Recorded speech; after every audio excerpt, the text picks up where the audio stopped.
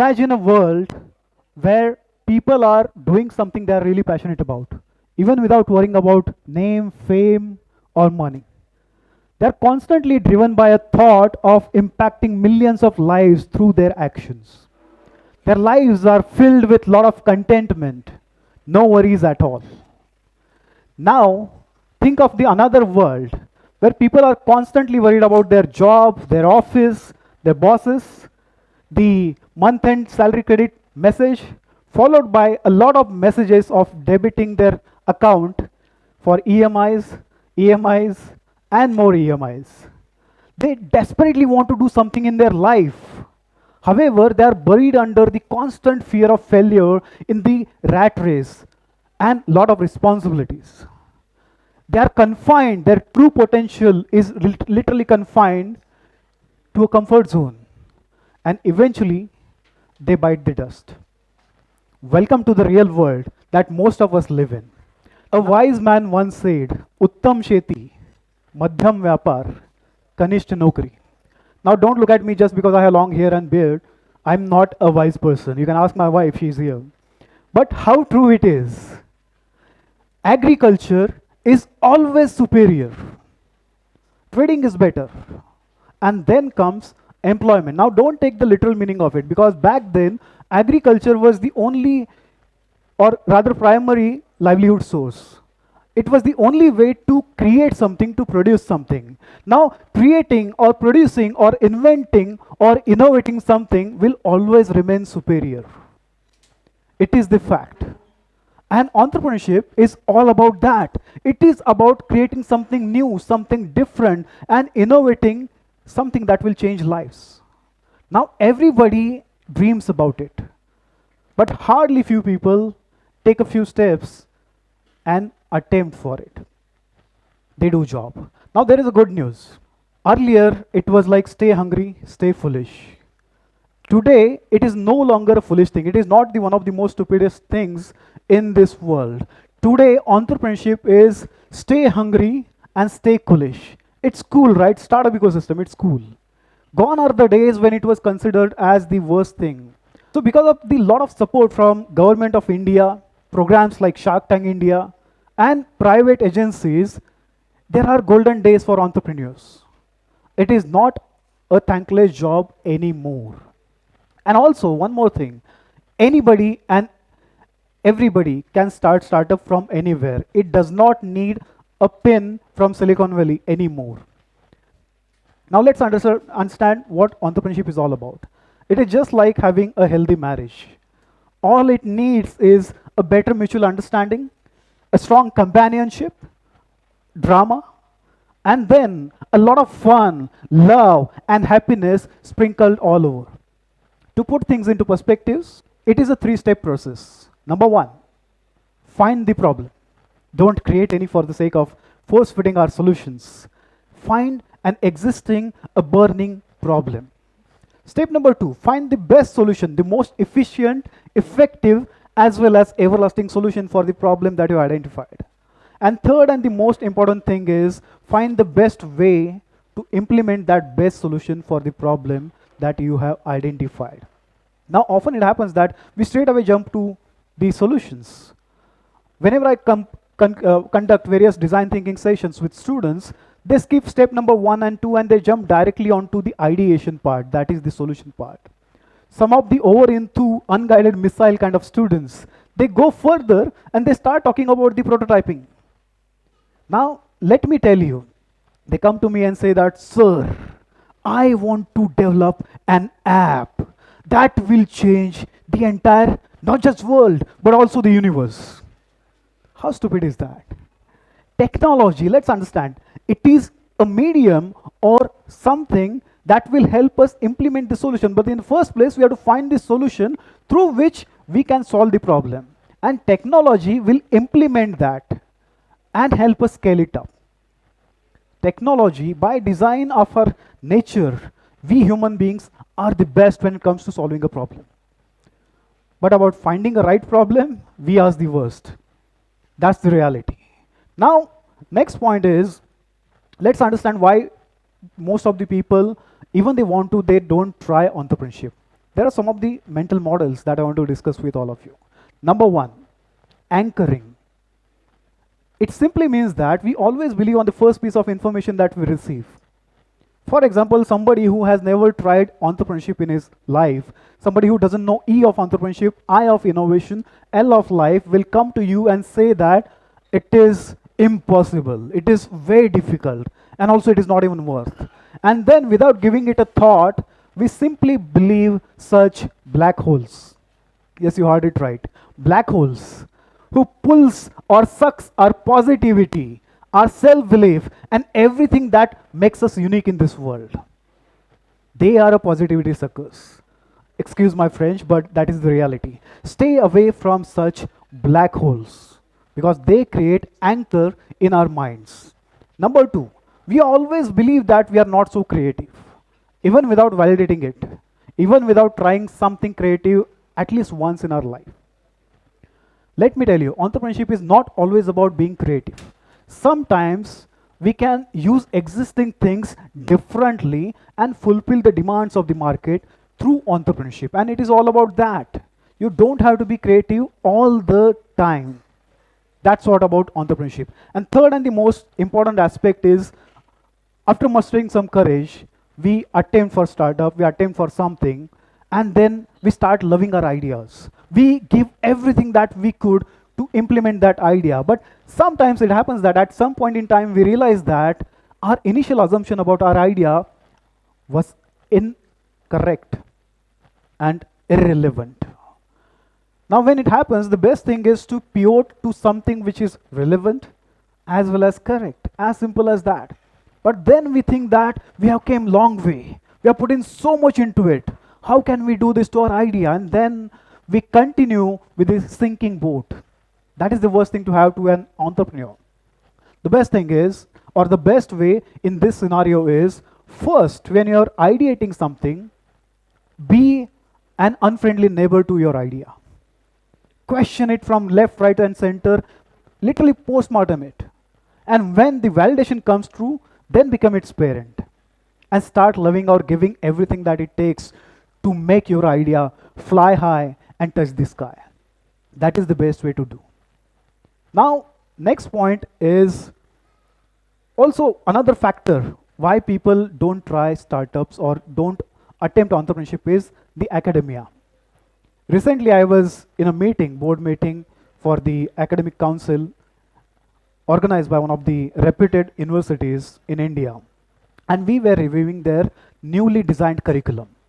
I was literally surprised to see that out of 175 credits throughout 4 years, only 3 credits were designated to innovation and entrepreneurship development. Unfortunately, we are focusing too much on theory and practicals, but industry weighs more to the implementation. For example, learning Python theoretically and writing a code in Python is one thing. But then using Python to solve some real life problem by creating some working model and implementing it is a different thing altogether, and that is nothing but the implementation. And unfortunately, it is not happening the way it should happen. And that is also one of the reasons that we don't muster courage to attempt for entrepreneurship. I want to tell you one truth. Whatever our dreams are, the best of the best ideas that we have with us in our mind will become a reality tomorrow or day after. That is the reality. Now the question is, who makes it? Is it you or somebody else? And with this, you'll be left with only 2 questions. What do you want to do? Whether you want to regret for the rest of your life, carry that baggage of disappointment, or you simply want to roll up your sleeves and give it a try. I think a sensible person will always choose the second option. Now, if you are one of those sensible people who will choose the next or the second option, then we must understand some of the aspects. The Pushpalogy of entrepreneurship. How many Pushpa fans are here? Now, we have to learn something from Pushpa. The first thing, disruption. He never follows the pattern. He always disrupts the pattern. Disruption is all about breaking the pattern. We all live our lives in a particular pattern, talking about our aspirations, jobs, 9 to 5 work, Salary, car, home, EMIs, EMIs, and EMIs. That is the pattern that we see. Talking about our education, either you become an engineer or doctor, otherwise you are a failure. That is the pattern in our society. Or talking about parenting, as simple as that, preschool, school, college, and then we keep saying our kids that Sharma ji ka beta dekho. Why can't we change this complete pattern and make it something different? Like our aspirations could be a new startup, right? Our education could be something that we desperately love without even bothering about a degree into it. Or parenting, why can't it be like Ja Simran Ja, Ji Le Apni Zindagi? Pushpa always breaks the pattern, and pattern, if we break that, it will help us pole vault into a different trajectory altogether and create that impact. All great startups, all successful startups, all disruptive ideas, they have broken the pattern and attained the success that they deserve. Number one, disrupt the industry. Second point is planning. A meticulous planning throughout our journey as an entrepreneur is something that will help us definitely. A proper planning prevents poor performance and portrays a powerful performance. As simple as that. And it also helps us multitask, which is a problem for most of us. And third, and the most important aspect of Pushpology is he never quits. Jhukega nahi. Don't give up, right? Unless it is the only option, still you can try, but don't give up, right? Now, often it happens that we fall in love with Pushpa, the character, the imaginary one though. He becomes our idol and then we start following him and we aspire for something, but eventually it turns out to be something materialistic. No problem with that. It starts with that only. But then, once we reach a point in our life, we start focusing something beyond that materialistic aspiration. We start finding the real and meaningful impact through our actions, right? And then, automatically, our role model, our inspiration, our icon changes from Pushpa to Chhatrapati Shivaji Maharaj. One of the greatest inspirations for every change maker, every social reformer, and every entrepreneur like me and you. Now, some of the qualities that he had, I want to discuss that as well. Empathy. How many of you cry while watching an emotional scene in a movie? Show of hands. That means you have empathy. Imagine you are going somewhere and you see a beggar at a signal and you feel bad. Then you took some food and water, you give it to him, he had that, and then you went home happily, right? Now the same scenario, cut, scene 2 or take 2, same person is there, you're going, you saw that person, you felt bad, you took that food and water, you gave it to him, you sat with him for some time, not for begging, just to understand and have conversation with him. And then you came to know from him that he was an engineer from VIIT, working at Hinjewadi. But then he also shared that he was doing good, but something happened in his life, a trauma. And then he lost his mental balance. And then he lost his job. And then he lost his home. And everybody and everything that he had one by one. And then it clicked to you that there is one organization, one NGO, who helps such people. And then you called them, you contacted them, they came there, they took that person, they put him in their rehab program for 6 months, then that person recovered. And also they offered him a job. And he started earning and taking care of himself. Now what we discuss here, the first approach was sympathetic approach where we were nowhere near to the problem. But in empathetic approach, we were exactly near to the problem and we solved it. What we discussed was a possibility, and innovation is all about that. It is always a possibility or a probability. It is never the assurity. And that's what happens when we empathize with our customers, with people, and that is the reason we should focus on empathy. The second thing is emotional intelligence, which is the base for patience, and patience is the base for success. And third and the most important thing is common sense, which is uncommon these days, unfortunately, but that's what something we need to simplify everything and make everything efficient. Next slide. Now, what would be the toughest part in this entire journey? When we dream big, we are bound to face a lot of challenges, adversities. They are inevitable. Now, I remember the time when I quit my job and started my first startup. I decided that I will not do side hustle or some passive income kind of stuff because I wanted to focus completely towards my cause. But then, such undivided attention comes at a cost. We had to sell every piece of jewelry my family had. We sold our farm, we sold our flat, everything that we could, except our kidneys, of course. I remember those days where I was literally tired of the research that I was doing. Those nights where I was completely worried about what could happen next. Those moments which were completely uncertain. But during that toughest part, only two things helped me. Number one, a hope. When things got tougher and tougher, I simply believe that it gets worse before it starts getting better. And that's what exactly happened. It got worse, but eventually it started getting better and better and better. And the second thought is, I always compare my day one with the current day. I had nothing with me except that positive intent and hope to impact the world. Today, I have everything that is required to create that impact, that experience, the proven methodology across different B schools and universities, the resources. Also, financial liabilities are within the control. And now, if I decide to quit, I would be the most stupid person in my life I would ever know. And I don't want to be that. Only these two thoughts always kept me going further and do what I always wanted to do. Now, after all this, what we want to achieve? What would be the destination?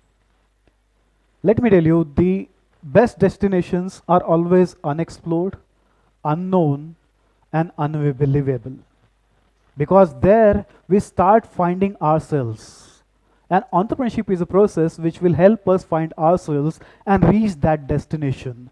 And there we can go only with one eye. It's not innovation, it's not industry, it is the instinct. Something that we all human beings are blessed with. If we follow our instinct, we will reach that destination. For me, my destination is a letter which matters the most to me. A letter from late Mr. Ratan Tata, which I received for my work. And his autograph on the photograph of my daughter, because she was born on the same day, I received a letter from him. It is something that literally matters to me. It is like a Bharat Ratna from the real Ratan of Bharat. It is not less than that. Or words of wisdom and encouragement from Dr. Raghunath Mashilkar, one of my greatest inspirations. He is one of the most eminent scholars in the world, right? These things matters a lot at certain point in time. And then if it starts mattering to you, then you can say that you are in that unknown destination. That is the best way to be in. Now I am here. I'm not here to impress you, but I'm here to express what has helped me to sail through difficulties and reach where I am today. That destination, that beautiful destination.